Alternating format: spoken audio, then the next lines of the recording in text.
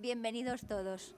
La verdad es que es muy grato ver muchas caras conocidas y os agradecemos pues, que hayáis acudido a esta cita.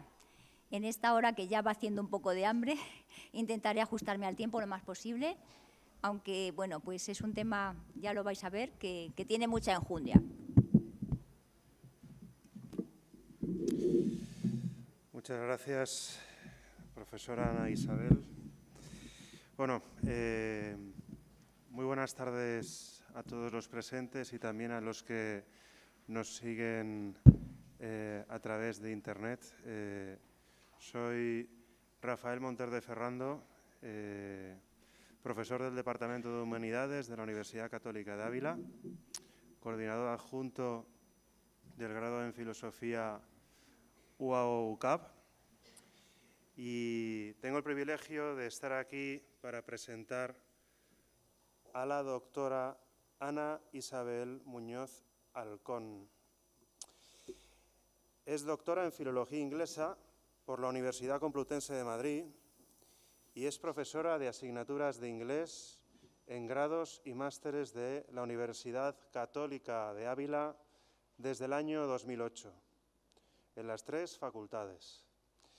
Durante su trayectoria profesional ha realizado estancias en Inglaterra, Estados Unidos y México.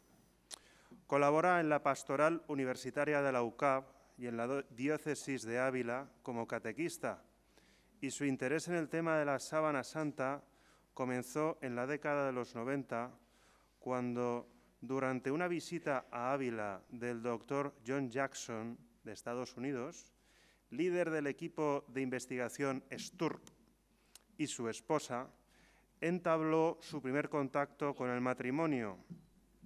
Los pudo entrevistar y conocer un poco más de cerca, y conoció más de cerca sus últimas investigaciones sobre la Sábana Santa.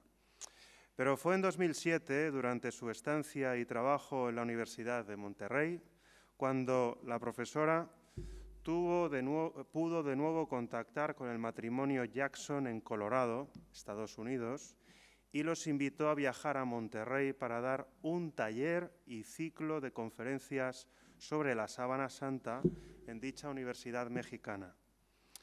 También en México invitó al director del Centro Mexicano de Sindonología, el profesor don Adolfo Orozco, a participar en este evento universitario en Monterrey. Esta fue otra gran oportunidad de recibir de primera mano abundante información de estos investigadores sobre la síndone y su testimonio personal. La profesora Ana Muñoz ha dado charlas sobre la Sábana Santa en parroquias, institutos y en la Universidad Católica de Ávila, y confiesa que este tema sigue siendo un misterio de riqueza inagotable del que le gusta investigar, leer y compartir con todos aquellos creyentes y no creyentes en Dios, porque en la sábana no se cree o no se cree, porque es una cosa, ¿no?, que desean conocer un poco más de cerca esta reliquia de la Pasión de Cristo en todas sus dimensiones y su significado. Además, quiero compartir con todos ustedes que para mí es un privilegio poder estar en esta mesa, porque soy socio del Centro Español de Sindonología, que se encuentra en Valencia, fundado por el doctor don Jorge Manuel Rodríguez Almenar, que es mi maestro en el estudio de la Sábana Santa, y sinceramente tener a mi lado a la doctora Ana Isabel Muñoz, pues es una gran alegría, porque no siempre uno tiene la oportunidad de hablar de los temas que a uno le apasionan. Así que, por favor, doña Ana Isabel, estoy esperando con ansia lo que nos tiene que decir. Bueno, muchas gracias, Rafael. No sé si se oye, sí. Seguro que no será nada nuevo y que todo lo que voy a exponer hoy a nuestros alumnos y compañeros pues es algo que ya conocéis de sobra. Pero bueno, pues ya que reiteradas veces se me ha invitado, sobre todo en esta época, claro, todo no es nada casual, en pastoral y en extensión universitaria, pues muy estratégicamente pues, elaboran las conferencias según pues, un poco los tiempos también que vivimos durante el año académico y durante, claro, esto está muy relacionado con el tiempo de preparación para la Pascua, porque hablar de la Pasión de Cristo, a lo mejor pues, en otras épocas del año, pues como que estamos como un poco mentalmente lejos, pero ahora, justo para el mundo creyente, que hemos iniciado pues, este periodo de la Cuaresma, de preparación inmediata para la Pascua, pues claro, es un momento idóneo para que pues, aprovechemos esas oportunidades de saber más, de conocer más cómo fue la pasión de Cristo, ¿no? Sobre todo, no así en plan anecdótico, sino pues, para que nos ayude a vivir mejor estas grandes celebraciones y que aquellos que tenéis la oportunidad de vivirla desde dentro, como cofrades, en muchas cofradías, en vuestras ciudades, pueblos, aquí en Ávila, ¿no? Pues muchos de nosotros también participamos así desde dentro en estas celebraciones de las procesiones y etcétera, pues que cada vez que estemos viviéndolo ya desde dentro, desde fuera, pues que todo eso no se quede en una mera celebración externa o un alarde de arte, que tenemos unas joyas artísticas preciosísimas, sino que todo eso nos haga pensar, ¿no?, el fondo de quién vivió esto y por quién vivió esto. Esto es un poco la gran pregunta. Bueno, voy a intentar ir rapidito porque si no llegamos al final. Efectivamente, cuando decía Rafael que tuve el privilegio, verdaderamente siento como un gran regalo y privilegio, el haber podido conocer de primera mano al que fue líder del equipo STURP, el Shroud of Turin Research Project, el Dr. Jackson, que ahí veis en la pantalla.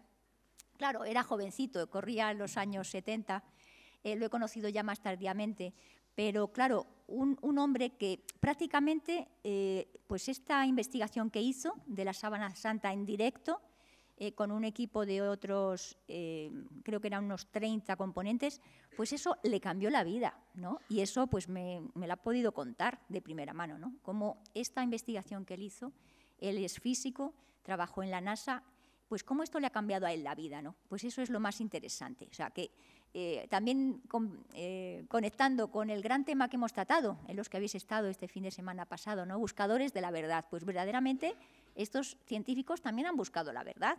¿Qué hay tras esta sábana santa? ¿Qué hay de verdadero tras esta reliquia? ¿A quién presentan aquí, no? Bueno, pues todos esos son las grandes preguntas que ellos se hicieron. Aquí he puesto también a título anecdótico, ya que he mencionado pues estas conferencias que hicimos y que invitamos al doctor Jackson, lo veis ahí en la parte superior derecha, y el que ves en un circulito es el presidente del Centro Mexicano de Sindonología, que también quiso ofrecernos un taller. Ahí estoy ahí con unos años menos y el equipo o los invitados a este taller fueron profesores y trabajadores de la Universidad de Monterrey en México. Pudimos observar, no la sábana santa, esto como comprenderéis no es la sábana santa, es un facsímil, ¿no? Pero a tamaño real, a una escala real, con lo cual sí que pudimos ahí pues observar muy de cerca algunos de los rasgos que han quedado plasmados en ella y las últimas investigaciones realizadas en ella, porque esto es que, fijaros, da juego como para haber creado en distintos países distintos centros de estudios de sindonología. ¿Por qué se llama así? Porque la sábana santa, aunque es el término popular, el nombre técnico es la síndone, ¿vale? Bueno, pues siguen estudiando no solamente la sábana santa, sino otras reliquias, que también va estudiando la autenticidad o no de ellas. Aquí en España, en Valencia, pues han estudiado también el santo, bueno, el sudario de Oviedo. Sudario es el pañuelo que envolvía la cabeza, bueno, que envolvía, cerraba la mandíbula, ¿no?, en los enterramientos judíos. Entonces, eso también se conserva ahí como una reliquia. Y entonces siguen estudiando y sigue habiendo congresos. El propio doctor Jackson ha creado en Colorado Springs, donde él vive, pues un centro para estudiar esta sábana. Bueno, es que he pasado así muy de repente. Bueno, nos podemos preguntar varias cosas. ¿Qué es la sábana? ¿Cómo ha llegado hasta nosotros? ¿Cómo sabemos si es auténtica? ¿Y qué se ve en esta síndone, ¿no?, en la sábana santa? Bueno, ¿qué es la sábana santa? Pues estáis viendo que es como un trozo de tela, es de lino, exactamente las medidas son 4,37 de largo por 1,10 de ancho, aunque parece ser que originalmente era un poquito más, unos 10 centímetros más de ancho, se despliega y aparece esa silueta. Lo milagroso es que en medio de tantas peripecias, porque estas manchas que aparecen ahí no son pintura ni nada, son quemaduras, aquí, todas estas manchas son quemaduras y, bueno, pues se han intentado reparar en distintos momentos de la historia. Actualmente ya se retiraron todos esos parches adicionales y ya está pues muy bien conservada, en condiciones de temperatura idóneas pues para que no se deteriore más. Está en una urna blindada para evitar que haya más accidentes, ¿no? Pero vamos a ver que ya solamente el mero hecho de que haya llegado hasta nuestros días algo tan antiguo, ¿no?, ya sería un puro milagro y que ha pasado por tantas peripecias. Esta es la parte frontal. Esa flecha indica la parte de la cabeza, como veis. Veis que está como con los brazos así, uno sobre el otro. Después, esta sería la parte dorsal. Aquí sería donde está la flecha, sería la marca de la cabeza. Todo, claro, son muy tenues. Vamos a explicar por qué es tan tenue eso. Es que no es pintura. Unas manchas muy tenues, esto sería la espalda, luego ya las piernas y los pies. Por cierto, el pie izquierdo aparece como encogido. Vamos a ver por qué también. Este tejido es lino, además pues fue elaborado en unos telares que eran típicos de Tierra Santa. Es un diseño, se llama en espina de pez. Y visto al microscopio, vemos que la tela, si lo veis aquí se ve muy bien, tiene como unas ligeras chamuscaduras, así se denominan, ¿no? ¿Por qué? Pues porque el equipo científico norteamericano que estudió la sábana santa, al final, lo vamos a ver, una de las conclusiones, lo sometieron a rayos infrarrojos, ultravioleta, bueno, todos los procedimientos más modernos que en los años 70 tuvieron, hasta un analizador de imagen que aplican para estudiar la orografía de Marte y de otros planetas. O sea, que da la imagen en 3 dimensiones. O sea, lo más avanzado lo aplicaron al estudio de esta sábana santa. Y una de las conclusiones muy claras que certificaron es que no encontraron pigmentos, pinturas, no había sido hecho con ningún material conocido, sino que descubrieron esas pequeñas chamuscaduras, además muy tenues, muy superficiales, que no llegan a quemar la tela, obviamente, pero que han dejado como una impronta. Eso es lo que se descubre en esta misteriosa tela. ¿Cómo ha llegado hasta nosotros? Claro, podéis pensar, bueno, si ahora está en Turín, ¿cómo ha llegado hasta Europa? Si se supone que parte de Jerusalén. Bueno, pues claro, ha sido una historia larga, 2000 años. ¿Cómo pasó de Tierra Santa? El primer destino fue Edesa. Ya sabéis que en Tierra Santa, con todas estas guerras y persecuciones de unos y otros, pues peligraban los santos lugares. De hecho, pues todas esas batallas que se organizaban era pues para defender esos santos lugares de la destrucción sarracena, que ponía en peligro pues todas esas reliquias que, claro, para los cristianos tenían un gran valor. Bueno, pues esa reliquia obviamente se quiso salvar de todo eso y se llevó a Edesa, donde cuentan las crónicas que el rey de Edesa, en Turquía, el rey Abgar, además con nombres y todo, pues estaba leproso. Y él, aunque era musulmán y no creía nada, pero le hablaron de que había una reliquia muy venerada de Tierra Santa, que los cristianos ahí tenían, y que tenía pues un poder especial, ¿no? Entonces se interesó mucho, hizo traer esa reliquia, y efectivamente pues este hombre sanó de su lepra. Y claro, pues se quedó muy impactado. Él, de hecho, abrazó la fe cristiana, veneró esta reliquia pues como algo muy preciado, pero con el tiempo, pues sus sucesores, uno de sus sucesores, volvió otra vez al Islam y empezó a perseguir a los cristianos, con lo cual los cristianos dijeron, tenemos que hacer desaparecer todo esto porque si no nos lo van a destruir. Y fijaros, este icono representa, lo ocultaron en los muros de la ciudad para que no lo pudieran destruir, y al cabo de un tiempo, pasan años y años, y por una inundación se desploma parte del muro de la ciudad y se vuelve a descubrir, ¿no? Pues esto fue para ellos, para la ciudad, algo muy, muy grande. Ya desconocían el paradero de esta reliquia y volver a recuperarla pues fue para ellos muy importante. De Edesa, en Turquía, pasó a Constantinopla y allí también estuvo un tiempo. Fue muy venerada por los bizantinos. De hecho, instituyeron incluso litúrgicamente una fiesta, 16 de julio para... 16 de agosto, para celebrar el paso de esta reliquia, la llegada a la ciudad de Constantinopla. O sea, lo veneraban también mucho. Y fijaros que ahí aparece, diréis, pero bueno, si es una larga sábana o un largo lienzo de más de 4 metros, ¿cómo es que aparece ahí representado solamente? Yo veo un recuadrito. Sí, claro, pero es que parece ser que le llamaban a esto el tetradiplon, porque lo estaban exponiendo doblado en 4 partes, de forma que la parte más impactante, que ahora vamos a ver con más detalle, que es el rostro, era lo que se veía, ¿no? Y lo que los fieles veneraban más, ¿no? Lo que les daba más devoción. Entonces estuvo, y de hecho los investigadores han corroborado que sí que hay rasgos de que ese lienzo estuvo plegado, claro, incluso siglos, imaginaos, los pliegues, claro que quedan profundamente marcados. Entonces sí que efectivamente corrobora lo que las crónicas dicen, que en unos primeros momentos estuvo ahí siendo expuesto a la veneración, no entero, sino solamente doblada, y que se veía el rostro. Ya lo vamos a ver por qué les impactaba tanto, ¿no?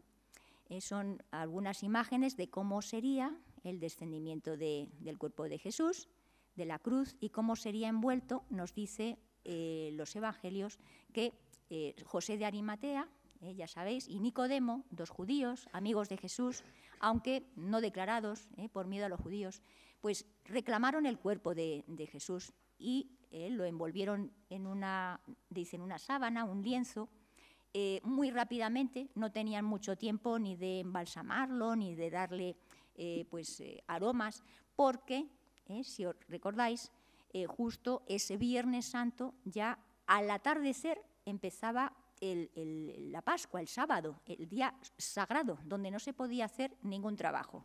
Y por eso el sentido de que nos dicen que las mujeres esperaron hasta que pasó el sábado para ir a hacer esa operación, pues con mucho cariño, de limpiar bien, dar esas aromas, esos ungüentos al cuerpo de Jesús. Y encontraron, como sabéis, pues ese sepulcro vacío. He de decir que pues lo que da valor a este lienzo y lo que nos hace pensar con bastante seguridad de que es una reliquia auténtica es porque es un auténtico espejo del Evangelio. Así lo han dicho varios papas, entre ellos los últimos papas, Juan Pablo II, el Papa Francisco. Han escrito incluso encíclicas, ¿no? y algunos documentos donde dicen que es como un espejo del Evangelio, porque es que no hay nada que cuente el Evangelio, o casi nada, de la pasión de Cristo, que no esté de alguna manera ahí reflejado tal cual en la sábana santa. Veis que, como os decía, en Constantinopla este lienzo sirvió incluso de modelo para muchos iconos bizantinos de la época, y que reproducen pues casi, fotográficamente, los rasgos que se encuentran en el rostro. Este es lo que es tan impactante, ¿no? El rostro, pues un rostro que pues ha sido molido a golpes, los pómulos hinchados, pues veis regueros de sangre en la frente, incluso la nariz rota de un golpe. O sea, es un rostro magullado, pero a pesar de eso lo que impacta es, pues muestra como serenidad, muestra auténtica serenidad y majestad, ¿no? Esto es lo que ellos vieron y les impactó tanto, y por eso representaron en iconos y en mosaicos, como estáis viendo aquí, estos son de esa época, el rostro de Jesús, ¿no? Con la barba, pelo largo, como era pues, un judío de la época. Solían tener el pelo largo, luego pues, recogido por detrás, y la barba larga también. También aquí, pues, durante todas las épocas, incluso la Edad Media, pues, se ha ido representando esa figura de Cristo en distintas imágenes de mosaicos o frescos de iglesias románicas, la figura del Pantocrátor, ¿no? De Jesús en plena majestad, y también con esos rasgos que reproducen justo los que se ven en la Sábana Santa. Aquí lo vemos. Esta imagen, diréis, ¿y por qué está en blanco y negro y tan oscura? Lo vamos a explicar después, porque se refiere al negativo de la foto. Es el negativo de la foto de la Sábana Santa. Y como veis, se ve casi más claro que el positivo de la foto. ¿Lo veis aquí? Este es muchísimo más, incluso más nítido, y se ve pues ahí, esos ojos abultados. Vamos a explicar por qué.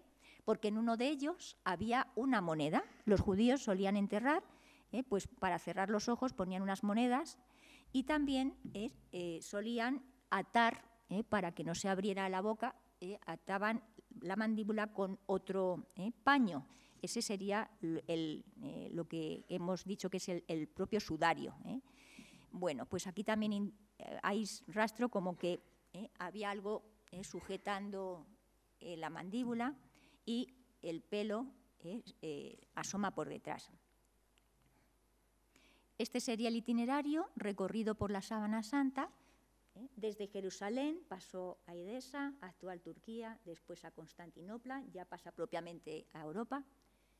Luego los caballeros medievales cruzados lo traen por mar a Francia, estuvo bastante tiempo en Lirey, luego pasó a Chambéry y por último ya pasa a Turín, porque pasa a manos de la Casa Real de Saboya, ¿vale? Una casa real italiana. Y esta Casa de Saboya, cuyo último descendiente ya sin familia, pues modernamente en el siglo XX, ¿no? El último descendiente de la Casa de Saboya, que era la propietaria, la familia propietaria de la Sábana Santa, pues él dijo, bueno, pues yo si no tengo ya descendientes, lo voy a donar a donde mejor puede custodiarse. Y entonces lo quiso donar a la Santa Sede. Así que ahora ya el Papa es el que propiamente tiene esa potestad sobre esta reliquia. Y se venera actualmente en una capilla en Turín. ¿Vale? En esas condiciones que os he explicado, especiales, claro, para protegerla. Porque incluso en el siglo XX hubo el último incendio, que también es un misterio, como así por las buenas se incendió precisamente la capilla donde estaba la Sábana Santa, ¿no? Y gracias a la intervención rápida de algunos bomberos, pues pudieron sacarla rápidamente de forma que no se quemara. Esta es la capilla donde se conserva. Así es como se puede venerar. No está expuesta habitualmente, solamente cuando hay pues se llama ostensión, autorizada por el Papa con algún motivo importante, ¿no? Por ejemplo, pues en el año 2000, año del jubileo, o pues últimamente, ya supongo que sí que lo veríais, yo sí que lo vi, por televisión lo pudimos ver en todo el mundo, porque justo en el Viernes Santo del año 2020, durante plena pandemia, el Papa quiso que se pudiera transmitir a todo el mundo pues un ratito de oración frente a la Sábana Santa, y se pudo ver perfectamente, fue impresionante, ¿no?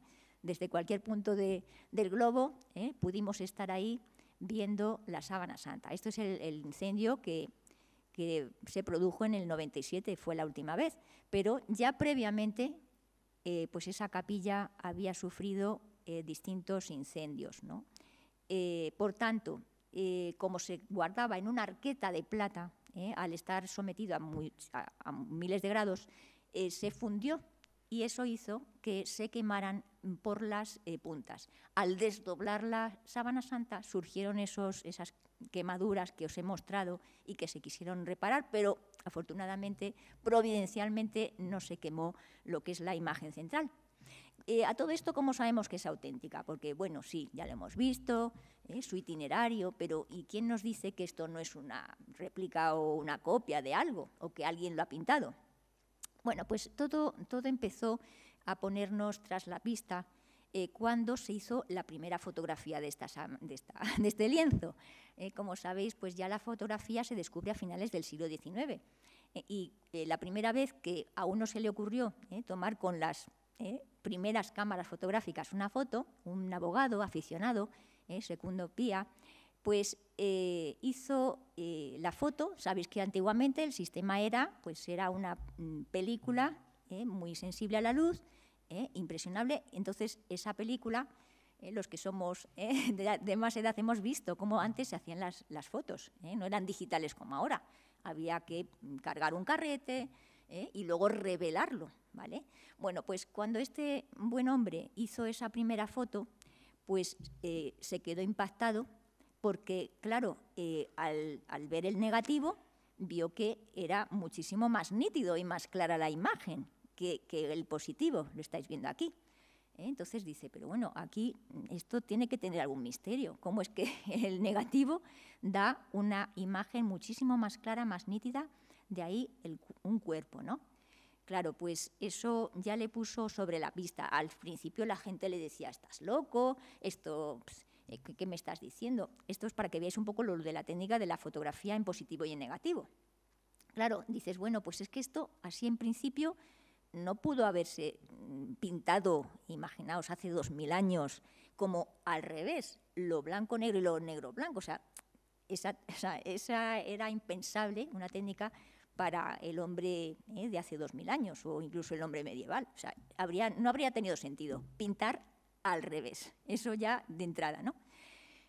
Luego otros científicos han querido poner pues, su ciencia al servicio de investigar esto. Y tenemos a Max Frey, un director del servicio científico de la policía de Zúrich, que él es palinólogo, es decir, experto en pólenes, y dijo, bueno, pues voy a estudiar los pólenes, fijaros que es imperceptible al ojo humano, que han podido quedarse adheridos a la sábana santa.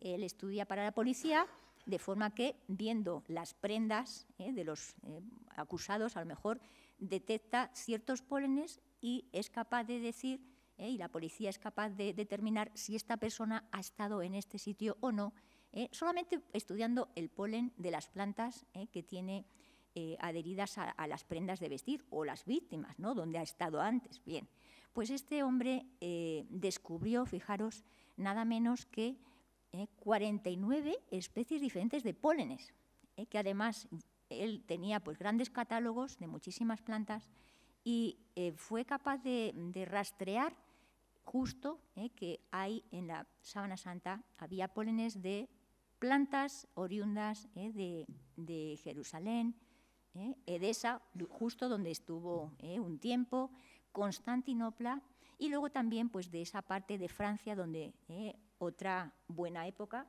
estuvo, en Lirey, Chamberí, y por último en la zona del Piamonte, zona de Italia. Así que efectivamente, ya solamente por el estudio de esos pólenes que se han quedado ahí microscópicos adheridos a la tela, se ha podido rastrear un poco el itinerario que efectivamente coincide con el que se pensaba y según las crónicas que han estado disponibles se ha podido saber. Se han descubierto incluso algunos trocitos de flores que en los ritos funerarios se solían también poner. El detalle que os decía del abultamiento del ojo izquierdo se debe a que, efectivamente, visto al microscopio, se descubrió una moneda. Y dijeron, bueno, pues vamos a ver si se puede distinguir qué tipo de moneda es, porque así se sabe, según la época en que fue acuñada, si es una moneda antigua o si no lo es. Bueno, pues efectivamente se descubrió que era una moneda de época romana, un leptón, ¿vale? Y que además, así al microscopio visto, esa chamuscadura que se ha producido en la tela, se ha reconstruido lo que estaba escrito sobre ella. Dice Tiberio Caicapos, o sea que es de la época de Tiberio y además una moneda acuñada entre los años 26 y 36 después de Cristo, atención, o sea que coincide pues, con lo que supuestamente fue la época en que moriría Cristo, ya sabéis, en torno al año 30 después de Cristo. Bueno, pues se ha visto hasta esa inscripción y se ha visto que era un leptón acuñado en esos años por Poncio Pilato. Luego ya cayó, en desgracia, Poncio Pilato, ya pues se destruyeron todas esas monedas que eran de su mandato. Así que hasta eso se ha podido rastrear la pista de que esa moneda efectivamente era una moneda romana. Bueno, ¿qué vemos en la síndone a todo esto? Bueno, pues vemos ese rostro desfigurado por los golpes, como he descrito antes, con el tabique nasal roto, todos los pómulos hinchados, mesada la barba, unos regueros de sangre en la frente. Se ha querido reconstruir un poco cómo sería el rostro de Cristo, ¿no? Sería, como veis aquí, esta sería una pintura del rostro de Cristo, una fotorobot, y luego los que habéis visto, los que habéis tenido pues, la suerte de ver esa pues, reconstrucción cinematográfica tan magistral, aunque es fuerte, de la Pasión de Mel Gibson, pues también aquí representa un fotograma de cómo Jesús estaba, pues eso, con incluso un ojo hinchado, molido a golpes. Fijaros que esa es una película, el que no la haya visto sí que os la recomiendo ver, pero es bastante cruda y parece ser que el propio director Mel Gibson dice que se quedaron lejos de lo que debió de ser en realidad. O sea que cuando ves eso, que la verdad es conmovedor, dices, pues es que pensar que la realidad fue incluso peor, no te lo puedes ni imaginar, ¿no? Claro, todo esto nos hace pensar, bueno, pues si verdaderamente todo esto nos está conduciendo hacia la autenticidad de esta reliquia, que perteneció al mismo Cristo, ¿no? Y que pues muestra esos rasgos de lo que él pasó en su pasión, también nos tiene que hacer pensar, ¿no? O sea, cuando él estaba sufriendo todo esto, esta pues cruel tortura, pues no lo hacía así pues ni de forma desprevenida. Él sabía muy bien que todo eso era necesario. ¿Para qué? Pues para que tú y yo pudiéramos ser salvados y tuviéramos abiertas las puertas del cielo. Si no, no habría habido manera, ¿no? Piensa siempre, cuando veas esto, cuando veas ahí las procesiones tan hermosas, las tallas tan magistrales de Semana Santa en tu ciudad, piensa que, bueno, pues Cristo quiso afrontarlo pensando en cada uno de nosotros, ¿no? En ti y en mí. Bueno, se han computado más de 120 heridas de flagelación por todo el cuerpo, que eso pues ya de por sí causaba la flagelación misma la muerte a los condenados. Fijaros, más de 120 heridas. Además, incluso se ha visto con qué se le infligieron esas heridas, ¿no? Corresponden, además se ha visto al microscopio, ¿no? Con los látigos romanos. Hay arqueológicamente restos de este tipo de látigos. Terminaban en 2 bolitas de bronce, no, de plomo, o en huesecillos, que al clavarse en la piel rasgaban la piel. Pues muchas veces, bueno, aparte de, claro, producir una hemorragia profunda, incluso a veces dejaban desgarrados los músculos, incluso pues dejaban al descubierto algunas entrañas. Entonces, ya de por sí el suplicio de la flagelación era lo suficientemente cruento y duro como para que muchos de los que eran condenados a este suplicio incluso murieran en la propia flagelación. O sea, fijaros cuántas pérdidas de sangre y qué dolor tan brutal. Esta flagelación, según el sentido de los golpes, se ha visto que sería efectuada por habría sido efectuada por dos soldados con este tipo de látigos. Fijaros, también pues, se ha visto en los restos arqueológicos en distintos museos que así eran esos látigos de los romanos, como veis que terminaban esas bolitas, que son las que dejan ese rastro. Y ahí pues, es una imagen de cómo queda, vamos, toda la parte delantera y trasera, menos los antebrazos. Por eso ha puesto a algunos en la pista de que tal vez estuviera atado, y entonces por delante y por detrás, o sea, se ensañaron con él. El suplicio romano no ponía límite al número de golpes. El suplicio, la flagelación judía sí, pero la flagelación romana no. O sea, era hasta que se cansaban de dar golpes. Bueno, pues todo eso, pues sufrido ahí, y decía, no dice el Evangelio, él no se quejaba, no abría la boca, no profería insultos, o sea, todo eso con esa mansedumbre, pues ahí aguantando y sufriendo pues todo esto, ¿no? Ahí algunos han representado que tal vez podría ser una columna baja, otros postulan que tal vez sería que estaría atado hacia un punto alto. El caso es que no quedó, como dicen las Escrituras, en el siervo de Yahvé, en estas profecías del profeta Isaías, no quedó parte sana. Dice, es que era toda una pura llaga, de la cabeza a los pies. No quedó en él nada sano. Bueno, en un detalle, ¿no?, de la cabeza, pues se ve que efectivamente la cabeza de Cristo debió de ser punzada con lo que llamamos una corona de espinas. Pero claro, nosotros nos puede despistar un poco el arte. Estamos acostumbrados a ver, pues sí, crucifijo con Cristo, con una coronita de espinas y tal. Parece ser que no era solo una coronita, era un auténtico casco, un casquete de espinas. Este es un espino de Palestina con el que habrían trenzado este casquete de espinas agudas y que se lo habrían puesto a golpes. O sea, imaginaos también pues, el dolor y la hemorragia que le produciría, ¿no?, en toda la cabeza. Así es como colocaban de esa forma tan brutal pues, las espinas a Cristo.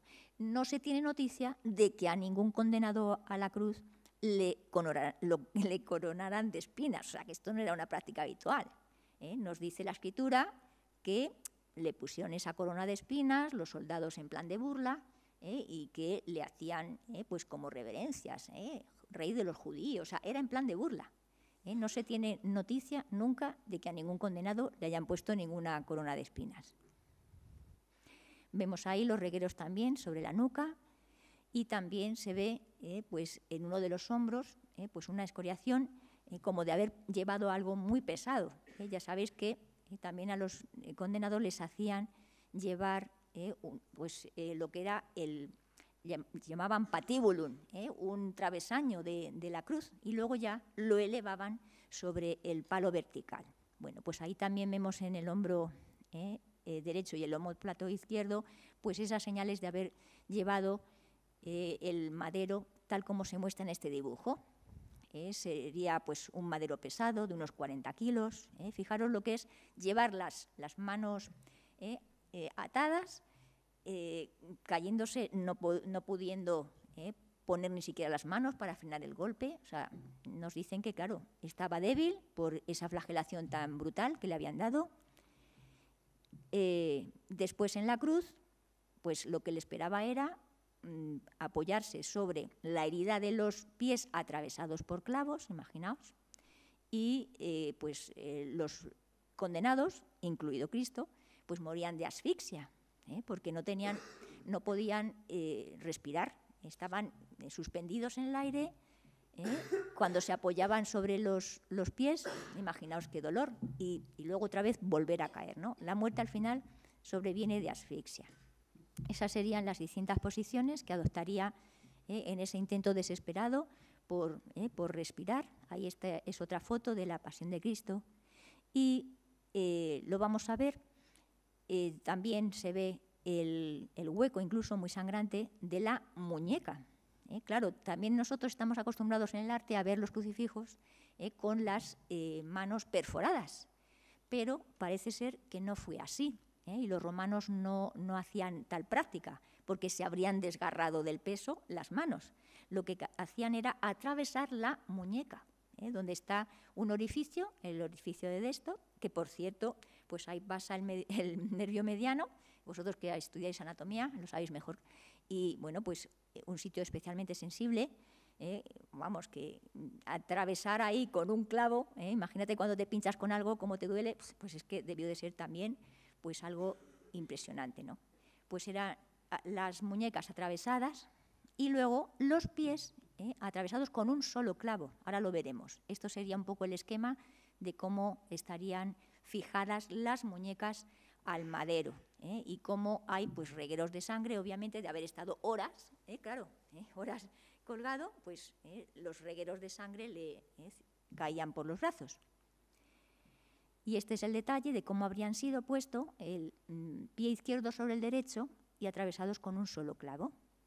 Por eso cuando se le desciende de la cruz, pues por eso el pie izquierdo se queda como encogido, ¿no? Al quedarse muerto así, se le queda como encogido uno sobre otro. Esta hemorragia pudo haber sido importante, ¿vale? Ahí también nos lo explican, porque pues pasan unas arterias y, bueno, pues imaginaos la pérdida de sangre, la falta de oxígeno para respirar, pues al final uno se muere de asfixia. En el costado aparece una mancha, no es de sangre propiamente, es suero, es sangre cadavérica, llaman, y suero pericárdico. Es pues muy ácida, por lo visto, fruto de pues una agonía dolorosa y traumática, pues falta de oxígeno, una persona que se está asfixiando, ¿no? Entonces ahí ha quedado pues también esa mancha de ese suero pericárdico, y también eso coincide con la descripción que se nos hace al final. Si os acordáis, si releéis en alguno de estos días, alguno de los evangelios, en la parte de la pasión se nos dice que cuando los soldados vieron que, bueno, a los dos que estaban crucificados a los lados de Jesús, pues les quebraron las piernas. ¿Por qué? Pues porque la práctica común de los romanos era, mira, vamos a cortar esto, y si ellos no se podían apoyar en las piernas, si les rompían las piernas, obviamente ya se iban a morir más pronto. Pero a Jesús, como ya le vieron muerto, pues no le quebraron las piernas, sino que, ¿qué pasó a continuación? ¿Quién se lo sabe? No le rompieron las piernas, sino... ¿La lanzada? Claro, un soldado con una lanza le atravesó el costado, ¿vale? Y al instante, dice, salió sangre y agua, es decir, salió este suero del corazón de Jesús. Bueno, pues así sería el esquema de la lanzada, cómo le atravesaría por las costillas, entre la quinta y la sexta costilla, al corazón. Diréis, pero hombre, ¿y es que el romano, este soldado romano, era zurdo? Porque se lo clavó justo por ese lado. Y es que coincide, las legiones romanas, ya sabéis, eran aguerridos, y además pues iban recorriendo, bueno, de hecho el Mare Nostrum era porque habían conquistado todo lo que es el Mediterráneo, ¿no? Y estaban muy entrenados para la lucha. Entonces, los entrenaban para defenderse con la espada con la mano izquierda, porque sería la zona desprotegida del contrincante. Entonces, por eso, pues este asestó tal como estaba entrenado, con la mano izquierda, porque así era más fácil derribar al contrincante, al enemigo, ¿no? Bueno, pues así sería como lo envolverían, y lo dejaron pues en ese sepulcro nuevo, nos dicen las escrituras. Lo hizo muy rápido porque tenía que hacerlo antes de que saliera la primera estrella de la noche, porque ya, según la ley judía, era la Pascua, era un día sagrado, no se podía hacer ningún trabajo manual. Entonces, corriendo, lo envolvieron con el pensamiento de luego volver y ya hacer la operación con pues más tiempo y mejor. Así que no les dio tiempo ni de darle esa preparación. Estos son algunos sepulcros de la época donde en un sitio así pues correrían una pesada losa, una pesada piedra. Y bueno, pues ¿cómo se formó esta imagen a todo esto? Se colocó en el sepulcro y allí acabó todo. Bueno, pues vamos a ver lo que nos dicen. ¿Se acabó todo en el sepulcro o no? Bueno, pues vamos a ver que parece ser que no.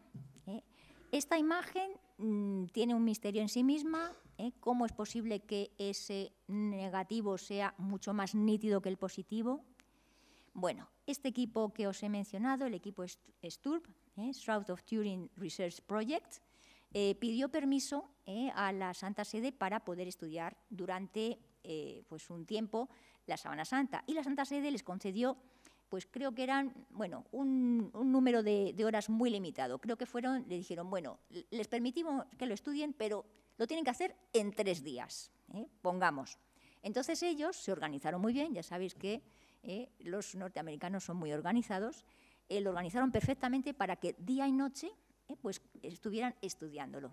Pues un equipo de químicos de tal hora a tal hora, fotógrafos de tal hora a tal otra. O sea, estuvieron así haciendo turnos toda la noche, día y noche, me explicó el doctor Jackson, de forma que me dijo él, fijaros, esto es personal y me lo ha dicho, dice, todos los datos que recogimos en esos 3 días nos ha dado para estudiar toda una vida.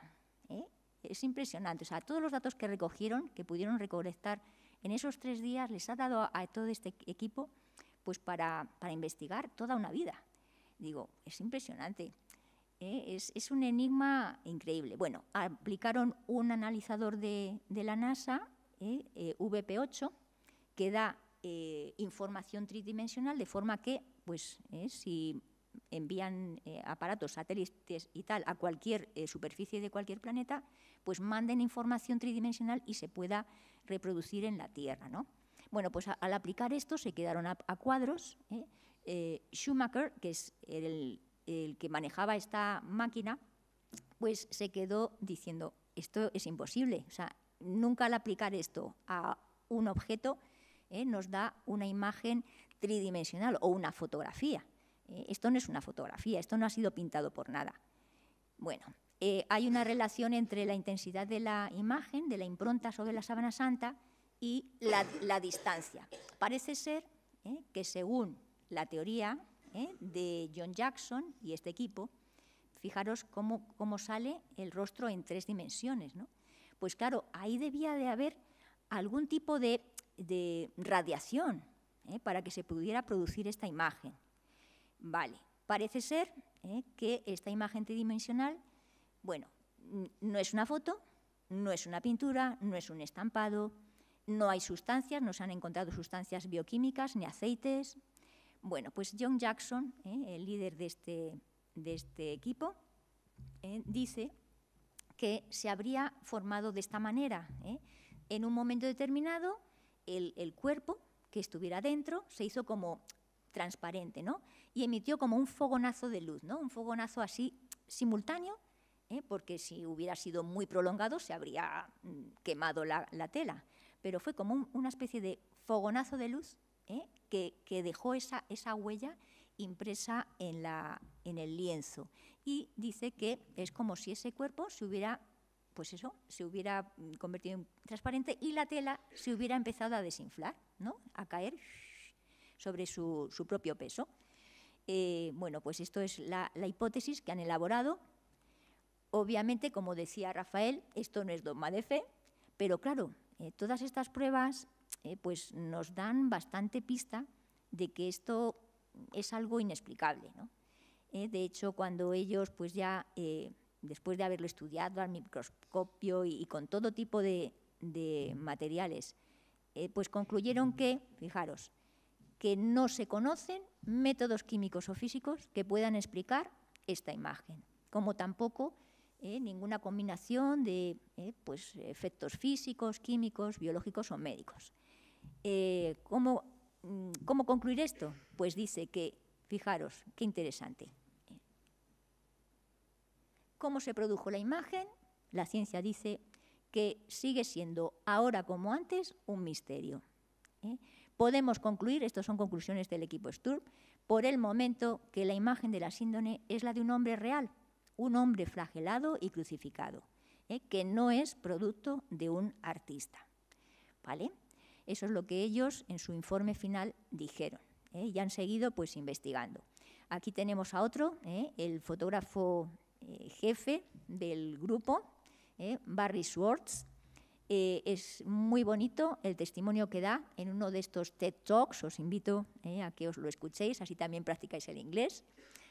Ahora es pues una persona, claro, mayor, imaginaos, ¿no? Ahí tenía pues sus 30 años, ahí ya pues mayor, pero fijaros, pues también es impresionante escucharle, ¿no? Él estuvo ahí de primera mano, era judío y dijo, lo podéis escuchar ahí, su pequeña presentación. Dice, mira, me han invitado aquí a que cuente y dice, yo os confieso que cuando me invitaron dije al principio, ni hablar, yo que voy a ir a Roma, yo que soy judío, no, nada, no contéis conmigo. Pero luego, pues otro científico le dijo, pero chico, ¿tú no eres judío? Entonces, ¿no vas a investigar sobre otro judío, otro compatriota tuyo? Pues, oye, pues que también haya representación del pueblo judío ahí investigando esto, ¿no? Entonces se animó, ¿no? Pero como un poco a regañadientes. Y nos cuenta Barry Schwartz de que al cabo del tiempo de aquello empezó a leer cosas que se publicaban así muy superficiales, muy sin saber nada. Y claro, él empezó a decir, pero bueno, yo que he estado ahí estudiando esto de primera mano, que bueno, pues que he conocido muy bien esta reliquia, ¿cómo voy a dejar que aquí la gente empiece a decir bobadas sobre esto? O sea, tengo que decir algo, tengo que contar la verdad. Pues este hombre empezó a dar conferencias, charlas, contando un poco lo que habían hecho, las investigaciones, ¿no? Para que la gente también tuviera de primera mano la verdad.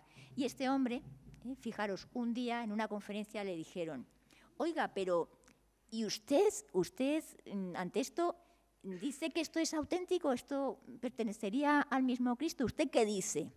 Y claro, él, cuando le hicieron así esa pregunta, dijo, pues efectivamente, si yo he visto que esto tiene todas las trazas de ser una auténtica reliquia, ¿cómo voy a decir que esto no es auténtico?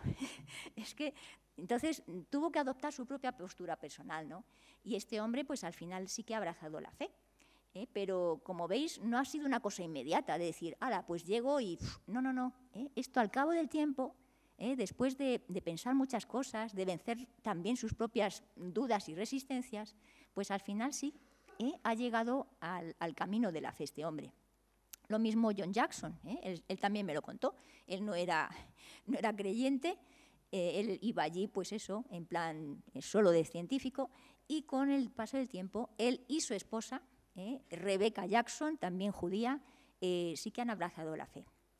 Bueno, seguramente, y a esto también sería otro capítulo aparte, habréis oído que en el año 88 pues se hizo un análisis en 3 laboratorios diferentes de la Sábana Santa, etcétera, ¿no? Y que ellos, estos señores de barba, pues del British Council, no, del British Museum, perdón, de Londres, llegaron a la conclusión de que, esta tela es falsificada, es del siglo XIV. Hemos descubierto, por el análisis del carbono 14, no sé qué, no sé cuántos, en 3 laboratorios, uno de Estados Unidos, otro de Reino Unido y otro de Suiza, que esta es una tela del siglo XIV. Vale, perfecto, ahí quedó la cosa.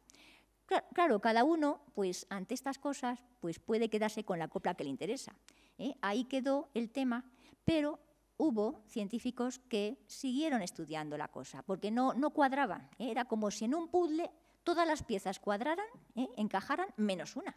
Qué raro, qué extraño. Bueno, pues, por ejemplo, este matrimonio, Subenford y Joseph Marino, en Ohio, pues en el 2000 empezaron a ver que había aquí algo raro y vieron que entre las fibras de esas muestras que se tomaron para esos 3 laboratorios había fibras de algodón.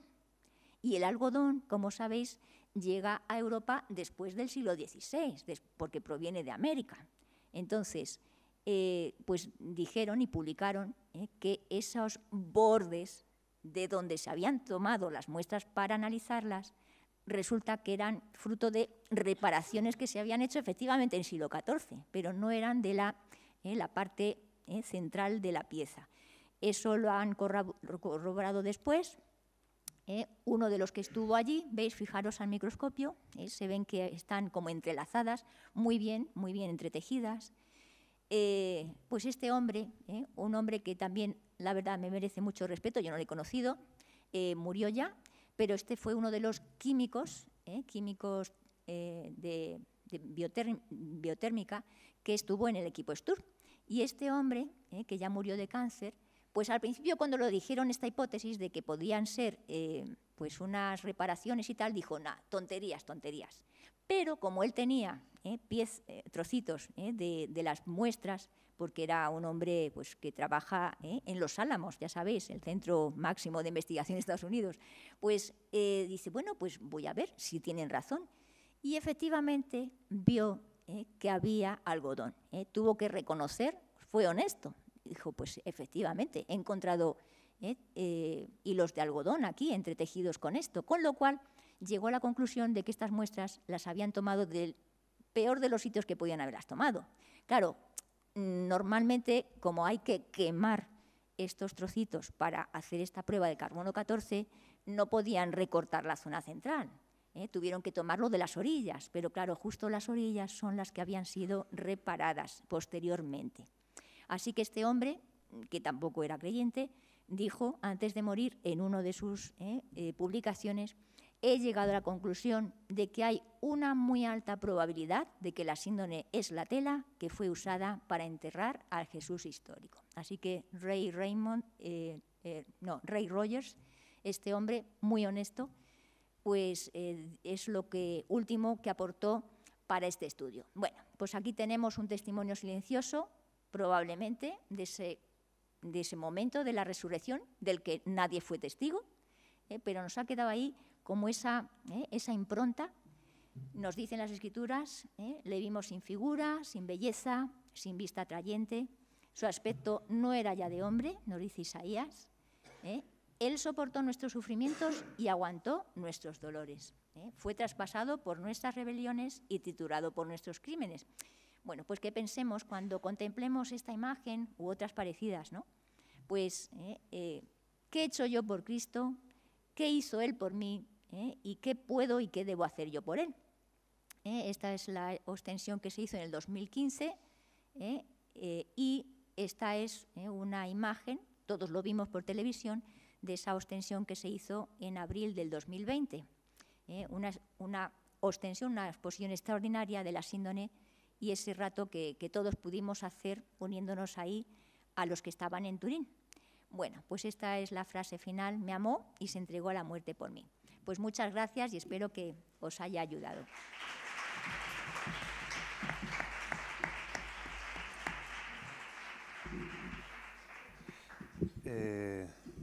¿Se me escucha? Pues nada, muchísimas gracias, doctora Muñoz, por su exposición. He de decirle que me ha llevado, esta charla me ha evocado mis comienzos como universitario, porque yo soy discípulo y amigo del doctor Jorge Manuel Rodríguez Almenar desde finales de 2007, porque yo estudiaba la licenciatura en Derecho en la Universidad de Valencia, por aquel entonces.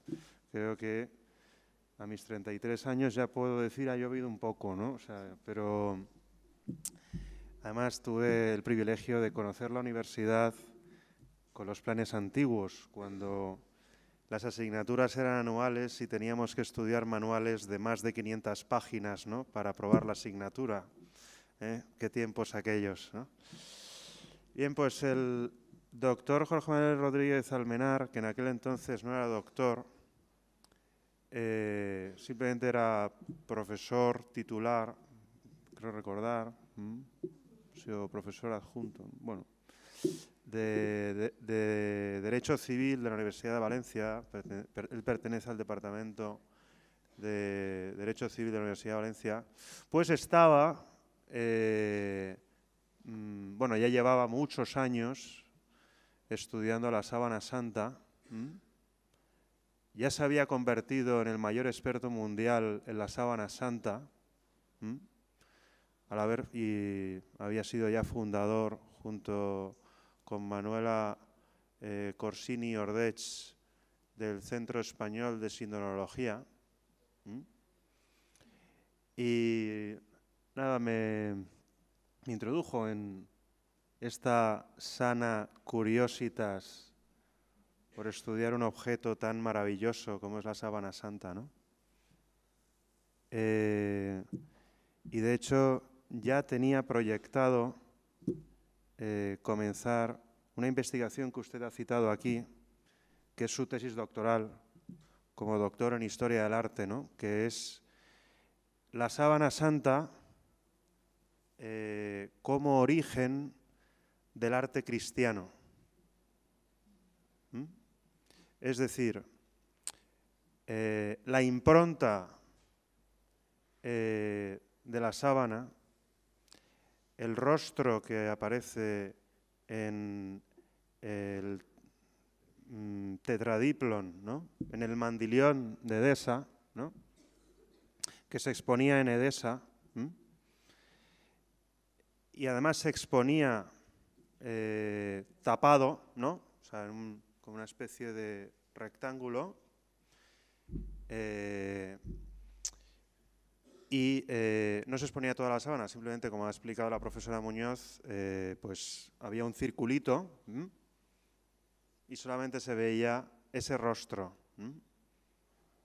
Entonces, a nivel histórico, hombre, los primeros cristianos,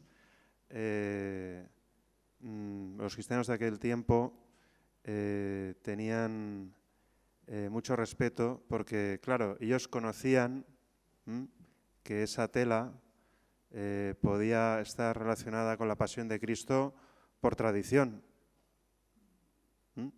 no por palabra, pero es que en el mundo antiguo la palabra era ciencia, nos hemos olvidado de esto.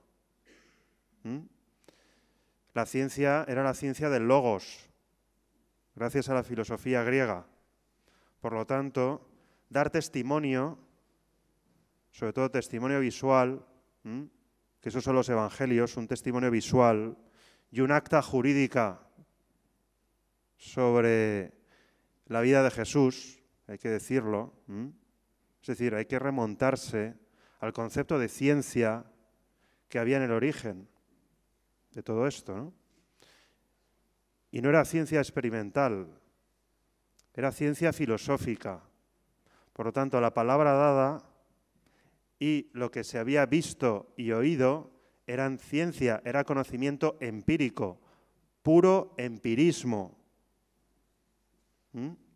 pura experiencia empírica de las cosas. Por lo tanto, hay que tener mucha delicadeza a la hora de acercarnos a los objetos antiguos. Todo esto, evidentemente, me lo enseñó de una manera magistral el doctor Rodríguez Almenar, ¿no?